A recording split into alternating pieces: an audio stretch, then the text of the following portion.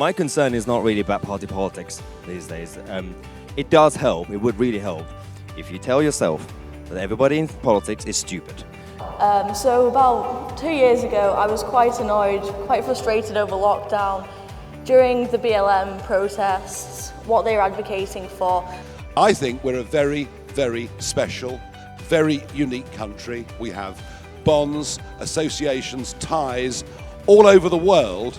Tory MPs are really worried about being wiped out in the next election. Of course they are. That's why we just removed a Prime Minister in very short order. When Einstein published his universe-changing theories, the Nazis lined up 100 Aryan scientists to disprove relativity, and Einstein famously replied, "Why 100? If I'd been wrong, one would have been enough." But in this day and age, it's kind of gone past that, and a lot of women and a lot of feminists want to actually be better than a man, and I don't think that's what feminism should be about at all. Believing in some of those old-fashioned things that people don't really care about anymore, like, freedom, choice, patriotism, the rule of law, the small stuff. The nanny state, that idea that nanny knows best, was embodied by all sorts of policies around smoking, eating, drinking, child rearing, all sorts of individual lifestyle choices.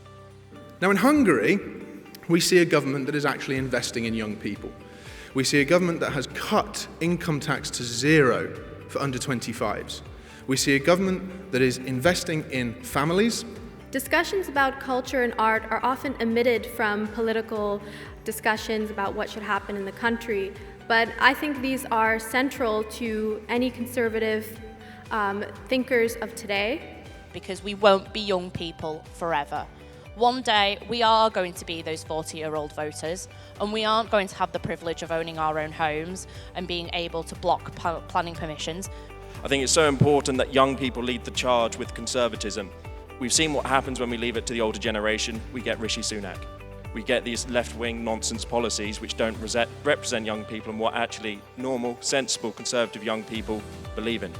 We got social conservatism, centre-right, leaning right, orthodox conservative, traditional conservative. Thatcher swerved the question whenever she got asked, "Are you right-wing?" because she was obviously a goddess with her words. I don't have the patience, so I simply refer to the new right. The reason that the Conservative Party is in the state it is now, if it is in a state, is because we let the left win all of the arguments. The one argument we won, which I'd argue currently now we're beginning to lose, was the financial one. I think it's finding a centre ground. It's finding something that we can all believe in. Like for me, that's the Christian faith, but I would give into the idea of the nation instead and say that, okay, we're all British. This is the thing that we can get behind, our British nationhood, and that's something we should be proud of.